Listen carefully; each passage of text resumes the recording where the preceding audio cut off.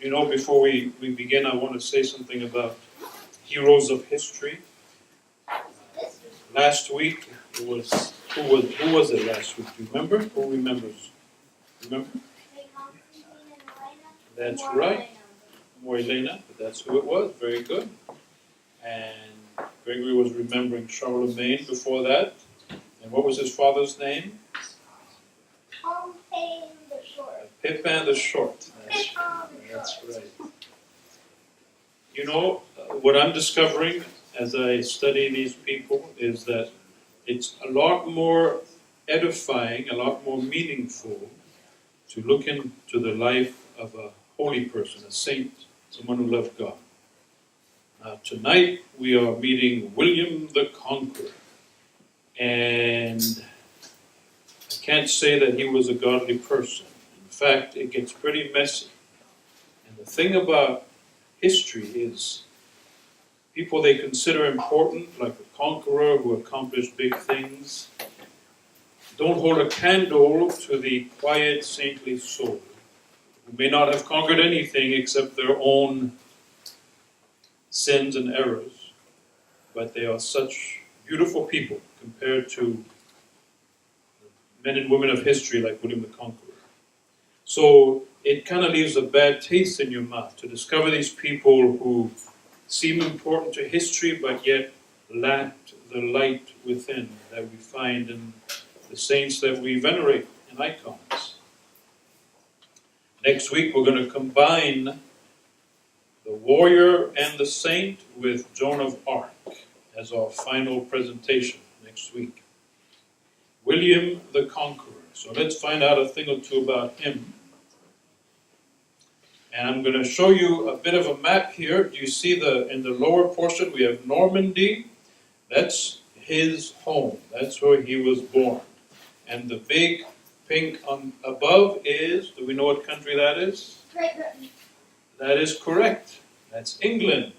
And the whole story of William the Conqueror is that he went from Normandy to England and took it all. Okay? And Normandy is a little part of France. See, there's France, there's Paris, and that yellow part is the world that he grew up in. What's interesting about that is that he is a descendant of vikings. Anybody here know what a Viking is? What's a Viking? Can't say? You've heard of a Viking. Right? Any idea what they look like? What's a Viking look like? Yes? A lot like barbarians. A lot like barbarians, absolutely. In fact, I'm going to give you an idea of what they look like. Let's check this out. Look at that. That's a Viking right there with those helmets and those big beards and those somewhat scary looks because the Vikings came down from Norway and countries like that up north and pillaged and destroyed the coastlines of France, Germany, England. See that? That's a frightening sight. And they're an amazing part of history because they were incredible sailors. They could make boats like nobody else, and they could go all over the place. And they were fearless. They even went to a land called North America, that's right. They discovered North America before Columbus. How about that? All the way across the seas from their land. So they were, but they were huge and powerful and merciless and did a lot of damage. Yes? They came approximately 3 centuries before Columbus. Christopher Columbus. Yes, that's right. Somewhere in the 900s and such. And so imagine if pretend you're a little English girl or boy living on a quiet farm, tending your sheep, and you look across the horizon and you see that coming your way. That's what was happening for decades and decades. These invasions out of the blue would come, these frightening ships into their world and just massacre everything in sight. So out of the fog would come these foreign ships and these fierce warriors, and just nobody could stop them. They were undefeatable and terrifying. Men from the north, Norse men. And these Norse men came to France, and one of them named Rollo the Walker. You know why they called him Rollo the Walker? Because he was so big that no horse could carry him. Imagine that. He was a giant of a man and could not sit on any horse without giving the horse a serious backache. So he had to walk everywhere. But he led his men into France up the Seine River, and they say that for 6 miles, all of his ships and soldiers were seen up the river. It was that many people. And the king of France was terrified, so he said, look, how about if I just give you a big chunk of my country and you leave me alone? And they said, that's a good deal. And that piece of the country was Normandy. And so they settled in Normandy, Bretagne, Brittany, and the third great-grandson of Rollo the Viking was, take a guess? William the Conqueror. That's right, William the Conqueror. So he was descendant from the Vikings and born in this world that had been handed over to them. That's the castle that he was born into. And his daddy was the Duke of Normandy. In some books he's called Robert the Devil. Not a good sign. And if you take a good look at his face, you can probably understand why. And this Robert, Duke of Normandy, was not faithful to his wife and had an affair with Arlette, they called her, the daughter of a tanner, just a simple girl from the town. And it's in that relationship that William was born. So he was born as an illegitimate son. He wasn't the regular son of his family, which was a big deal back then. Because when you were illegitimate, you couldn't inherit the property, the money, the titles of your father. But they made an exception for William.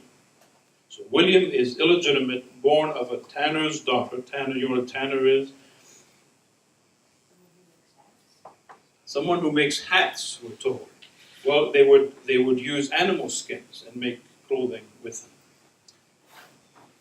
And so most of his young life, William, who was not called the Conqueror then, had to deal with the fact that he was not legitimate, not really the son of Robert, the Duke of Normandy, and people made fun of him.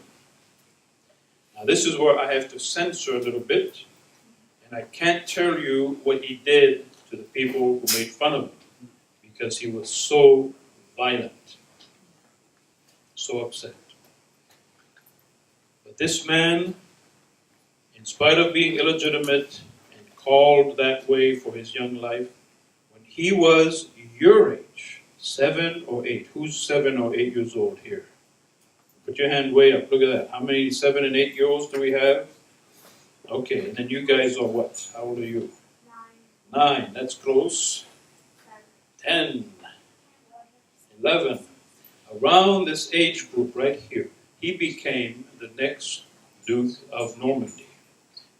So think about that. At your age, and he's not supposed to have the property of his dad because he's illegitimate, and everybody knows it. What do you think happened? Other people who wanted to be in charge did their best to do what? To try to become Duke. To try to become Duke. And in order to be a Duke, what did they have to do? Kill the 8-year-old Duke. So for years, William, who was not the conqueror then, had to hide, had to have guards around him, and he had 4 of his teachers were killed as his enemies tried to get to him. Imagine that. So I'm teaching William Latin, and they come and kill me while he's sleeping in the bedroom. And a bunch of people storm him and That's right. He had at least 4 and his guard. So imagine how hard a young life, 8 years old, and people are just trying to kill you all the time because they want to be Duke themselves. That's how things started. So maybe that explains why William the Conqueror was such an angry, violent person, because he did not have a happy childhood. He couldn't just sit around and play games and enjoy life. He had to keep hiding all the time from the people who wanted to kill him. So pretty much his whole life, he was fighting. He was at war.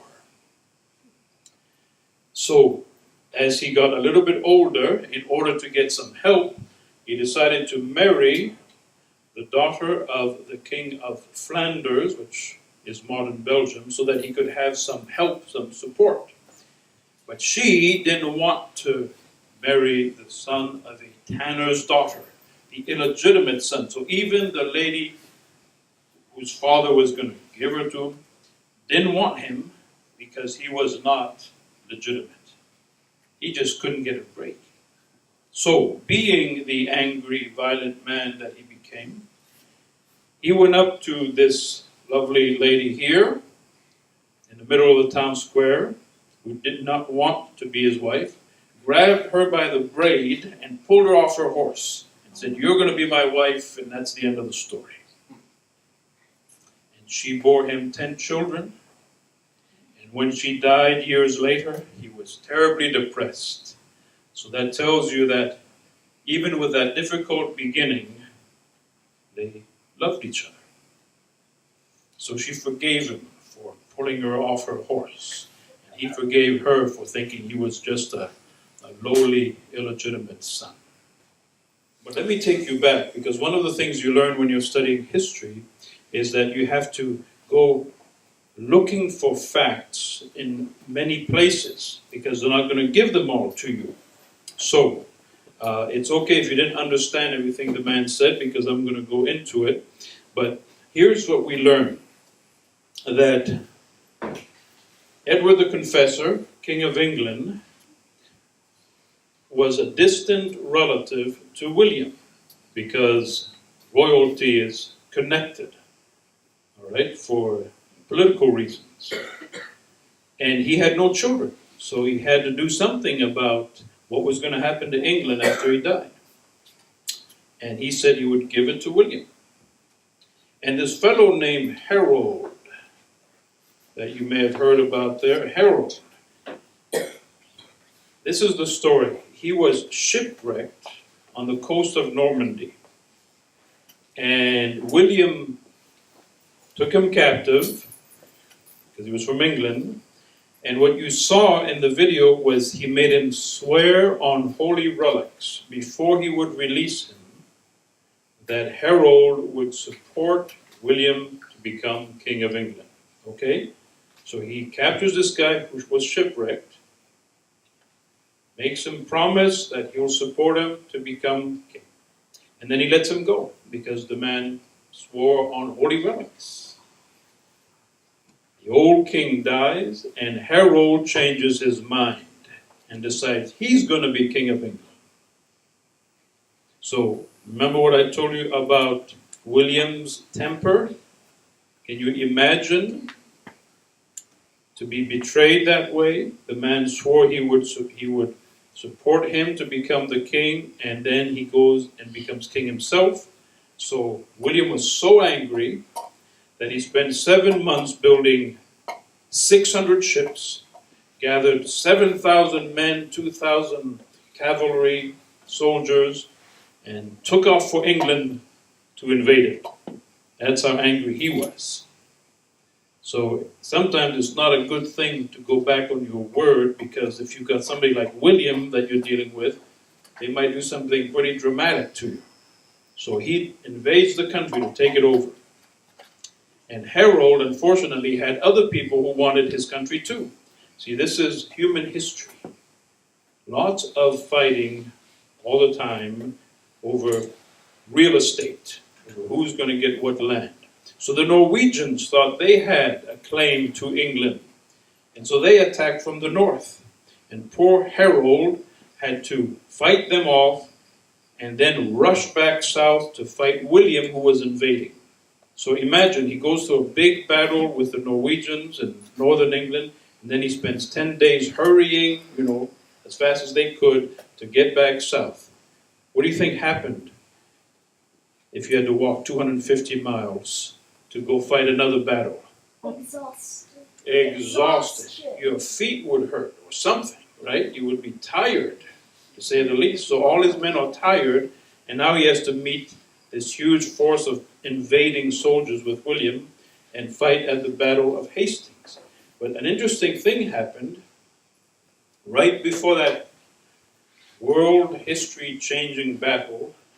Halley's Comet appeared in the skies. This amazing comet that appears every few hundred years. In this case, it had appeared 75 years before, and it was so large and so close that its tail there filled up a third of the sky for 7 days. Everybody looked up and saw this amazing thing. And I found the words of an astronomer monk who was an old man who had seen that same Halley's Comet 75 years before. His name is Almer of Malmesbury. And he's famous because he tried putting on wings to fly. So if you ever see a picture of a strange old monk trying to fly, it's this guy, okay? And here's what he had to say about Halley's Comet. You've come, have you?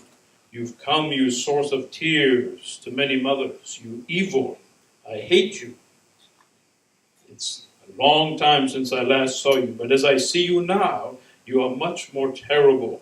For I see you brandishing the downfall of my country. I hate you.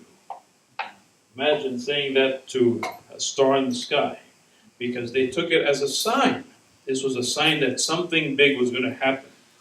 And it was connected to this Battle of Hastings in 1066 between King Harold, who had taken over the kingdom, and William the Conqueror. And one of the interesting things about this battle is that Harold's men created a wall with their shields. They stood next to each other holding their shields, right? So William couldn't get through. And Harold's men were up on the hill, and William's men were down below, so they were stuck. But then something happened. Well, Halley's Comet had appeared, and people felt that it was a sign that in spite of everything, William was going to win. And here's what happened. All the guys holding their shields, they thought that they heard a rumor that William had been killed and that the Normans from Normandy were in retreat. And so some of them started running after them. And when they ran after them, they broke the wall, right? The wall of shields. They separated out from their other soldiers. And William, just like Alexander the Great, if you remember, drove his cavalry right through that hole. And then he figured out, they're so stupid, I'm going to do this again. So twice more, the Normans pretended to be losing and ran away, and the guys with the shields ran after them and broke their wall of shields, and the cavalry moved in. And that's how they won the battle. But it was a fierce battle, and they say that 3 horses that William was riding died under him, were killed during the fighting. He had to change horses 3 times because they were killed. So that was a fierce moment, the Battle of Hastings, but it determined the future of England, as you're going to find out here in a minute. And it was such a bloody mess that William felt sort of bad, felt he better do penance for it. You know what penance is? Sort of repent. Say, I'm sorry for all the dead guys I did, I got. So what did he do? I think I'll build an abbey on the spot where they all died. So this is, and it's there right now, Battle Abbey, right on the spot of the Battle of Hastings. In fact, the altar is right where Harold got that arrow in the eye that you heard about and died. Right in that spot is where the altar is. So that William could go on killing more people, but feel better about himself because he had built an abbey, and so he'd be, forgiven or something. Now, this is, a lot of gory stuff, and that's what I was telling you at the beginning. The lives of people who aren't interested in God are really very empty and very ugly. And the funny thing is, if you study the history books, you'll find in many places somebody saying something like this. You tell me what's wrong with this. William was known for his greed and his cruelty, but his personal piety was universally praised by his contemporaries. You all know what piety means? He was very religious. All right, so what is wrong with that sentence? He was known for his greed and his cruelty, but he was very religious. Who can tell me what's wrong with that picture? Yes? That's right. He can't be religious and be cruel and greedy. Are you all in agreement with that? You understand that? Yes. And for some reason, historians and the people around him didn't understand that. Well, as long as he kept building monasteries and churches and giving money to the church, then he's very religious. Just don't look at him chopping people up down the road, because we don't quite know what to do with that. But build those monasteries that will last. So among the many things that he did was coming to England, becoming king, taking it over. He changed everything about England. Now, some of us who know England and its history know that there's lots of castles in England, right? You all know that? Lots of castles in England. Yes.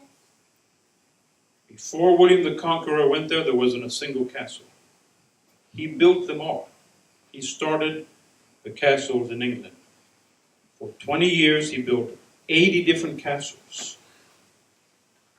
And from his time on, they kept building castles, but before him, there were none. He created, and you grown-ups will know this meaning of this word, he created the feudal system. Feudal system, that's when there's a lord in charge of the land, and the peasants who work the land for him and suffer a lot, but have to accept that. He created that all over that country, yes. A more detailed explanation is that since the peasants are working for the Lord gives them some of their land. That is correct. They get to live in that land, live in their little huts, work that land. They get so since they work for the Lord, they get. It's like when you go to work, you get paid for working for the manager of. That's right. So it's like that. It's just instead of getting money, they got land. That's right. But it wasn't their land, and so they could be kicked off of it any time. It was a very unfair system because the Lord had all the power. And that was all created by William, who wanted total control. And I'll tell you more about that in a minute. So in order to deal with this conquering and killing that went on, because he spent the rest of his life trying to hold on to what he had conquered. Imagine that. He wins the war, he becomes king of England, and then all he can do the rest of his life is keep fighting to hold on to what he got. So what that tells you is that being a conqueror is not necessarily a good career choice, right? Because there was no fun in it. You can't just stop and relax. He just had to keep fighting the rest of his life. One of the things that he did, you might have heard it when he talked about conquering the north as a revolt in the north. So he goes to northern England and devastates it, burns everything, all the crops, everything to oppress the revolt. And there was a famine there for 9 years after that because they couldn't grow anything because he had destroyed all of the land and the crops and the trees and everything else. So imagine that. For as long as you've lived, 9 years, people couldn't eat. They were starving because of the devastation that he made. So again, when you talk about heroes of history, it's not necessarily a good thing, right? He may be famous, but he was not a good man. He built all of these castles. This is the Tower of London. Some of you may have heard of that. He built that so that he could have a stronghold in which to control the population. And this is, for those of you who want to remember a little bit about history, this is the Bayeux Tapestry that tells the whole story of his conquering England. Look how huge it is. It laid out all of the different scenes, including the comet that appeared in the skies, to be able to tell the story of this man who changed England. And one of the things you want to know is that every single king and queen since 1066 is related to William the Conqueror, right down to the current Queen of England, related to this man. So what he did was change history completely. The Normans, his people from Normandy, became the rulers over the Saxons. The Saxons then had to just live with the oppression.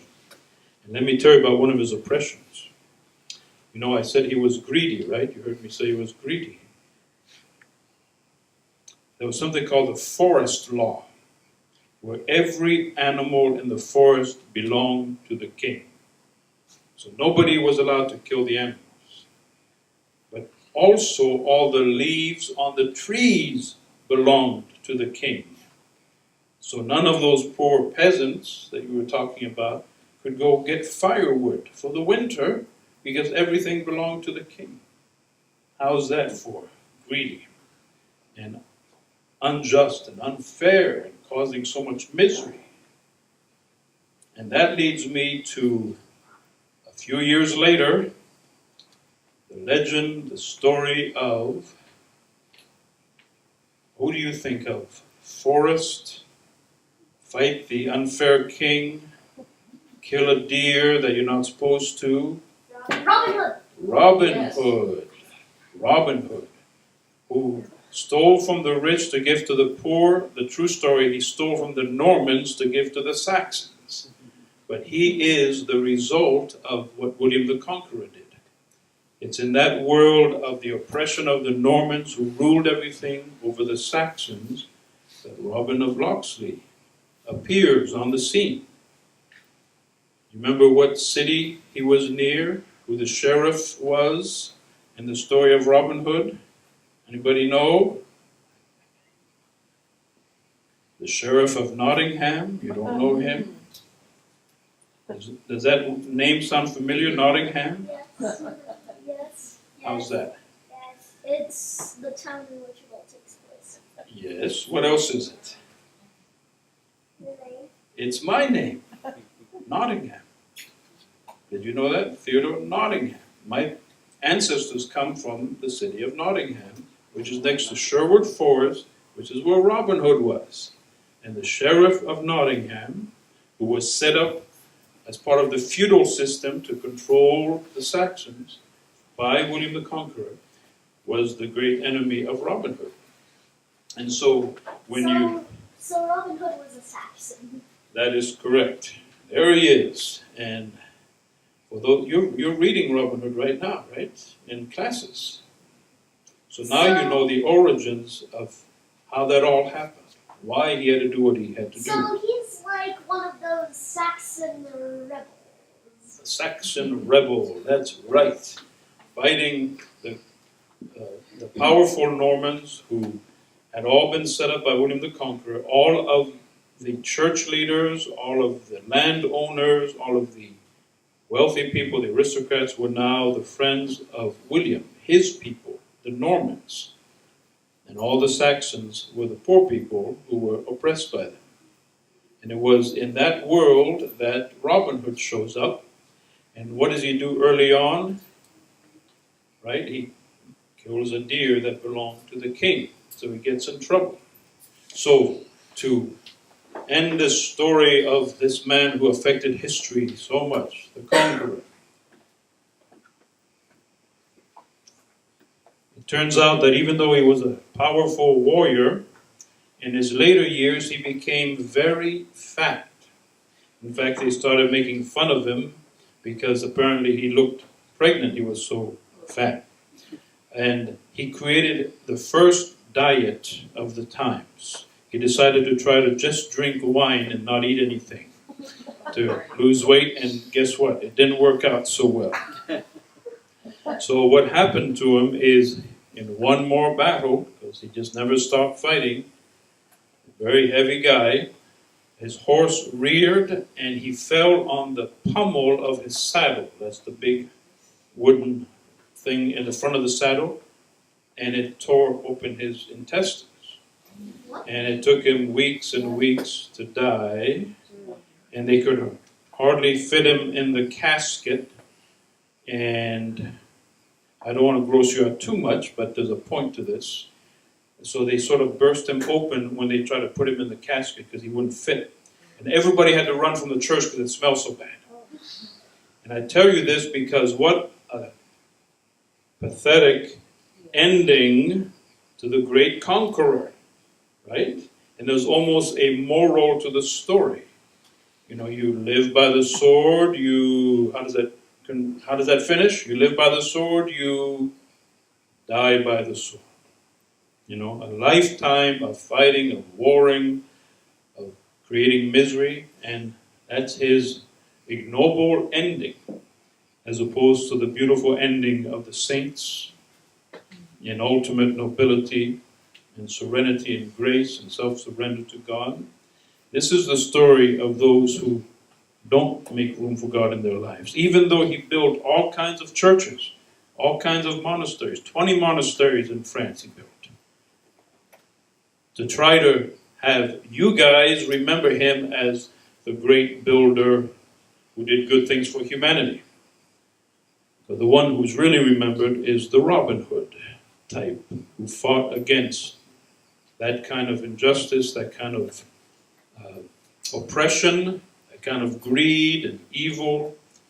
So strangely enough, at the end of this story, at the end of this lifetime of warring, at the end one of his enemies was his oldest son. He was fighting with his oldest son at war. In fact, his son wounded him in a battle. Imagine that. That would be a strange Thanksgiving gathering in a family like that, right? Where the son took a sword to you. So, you know, his life became nothing but this kind of darkness. And he changed history, and they say 25% of all people in England are related to him. And countless Americans who came from England are related to him. Sorry to say, that's right. But his ending is a sign that his story is not one of glory and conquering. So when you hear the name William the Conqueror, it's not what it sounds like, right? Don't let them fool you. William the Horrible. There you go. William the Terrible. That's right. So that's what happens when we have to study history. And so next week we're going to discover Saint Joan of Arc, who appeared out of the countryside and had visions of the Archangel Michael, who told her to go save her country. Joan of Arc, an amazing hero of history, a very different kind of hero.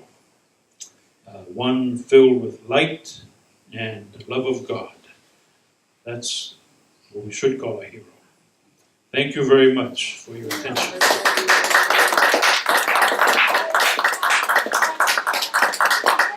Yes. I have a question. When you were talking about when they destroyed the land for 9 years, what did they do to it? Did they make it toxic or something? You know, they actually had a term for it. I haven't quite figured out why they call it that. It's called harrying the North, as in Harry, a name, harrying the North.